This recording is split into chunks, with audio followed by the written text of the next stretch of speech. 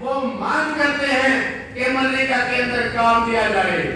शुक्र है मार्क्सवादी कम्युनिस्ट पार्टी का, वामपंथी पार्टियों का 2005 के अंदर मनरेगा कानून बनवाया था और एक आज की किरण डाली थी।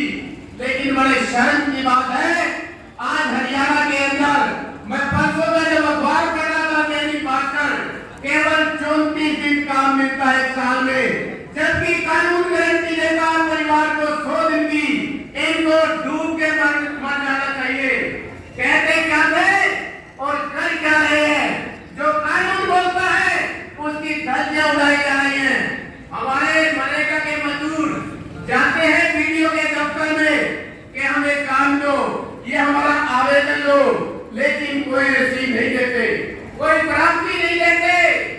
जब हम कहते हैं हमें काम दो, कई कई महीने तक लटकाया जाता है।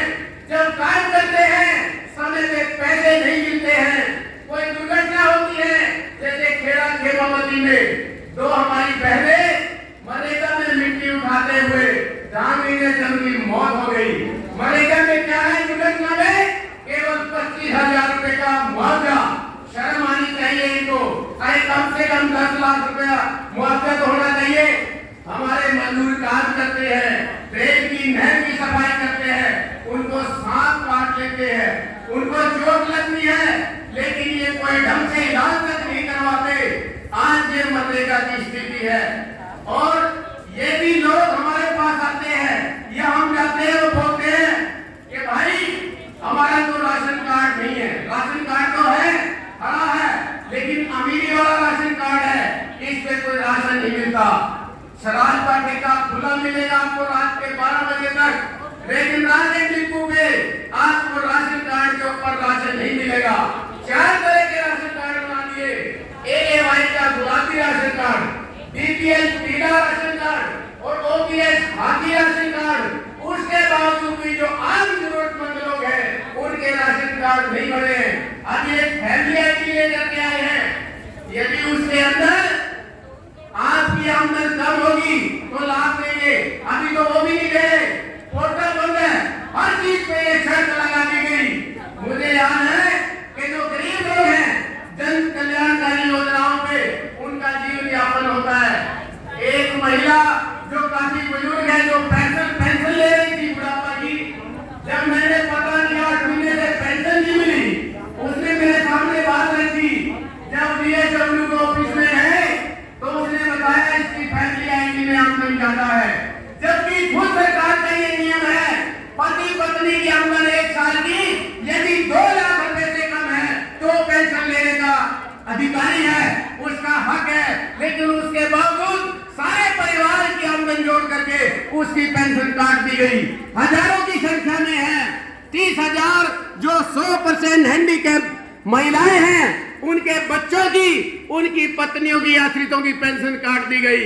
हम पूछना चाहते हैं सरकार से, अरे इस फैमिली आईडी का क्या करोगे?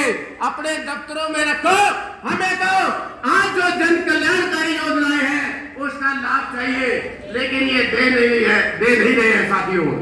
आज हम ये चाहते हैं जिस तरीके से रावण का वध करके सीता को छुड़वाया था, आज इसी तरीके से हमें किसानों को जोड़ना होगा, खेत मजदूरों को जोड़ना होगा, औद्योगिक मजदूरों को जोड़ना होगा, छात्र नौजवानों को जोड़ना होगा, महिलाओं को जोड़ना होगा। और जब इकट्ठे होंगे तो इनको गद्दी से उखाड़ देंगे। किसके लिए? इस देश के लिए जिसके ऊपर RSS और भाजपा ने कब्जा कर लिया है। आज लड़ाया जा रहा है लोगों को।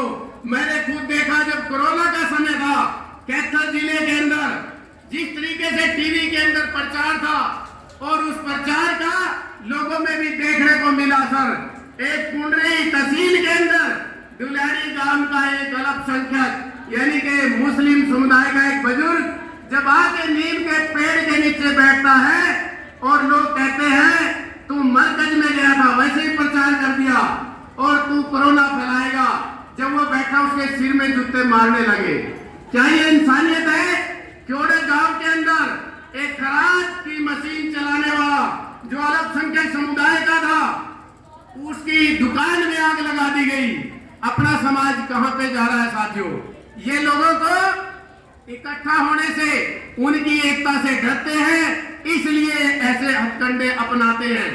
और भी मैं बताना चाहूंगा, जो खेतिहर मजदूर है, जो पहले से गरीब है, आर्थिक तौर पे कोई संसाधन नहीं है, सबसे ज्यादा उत्पीड़न भी उनका होता है। मुझे याद है 2019 के अंदर एक 3 साल की बच्ची के साथ जो परिवार खेत मजदूर भी काम करता था, उस 3 साल की बच्ची के साथ जब पोस्टमार्टम की रिपोर्ट आई, दुष्कर्म किया गया, उसकी आंखें निकाल ली गई, उसके पेट में सुराख कर दिया गया और मिट्टी में दफना दिया गया।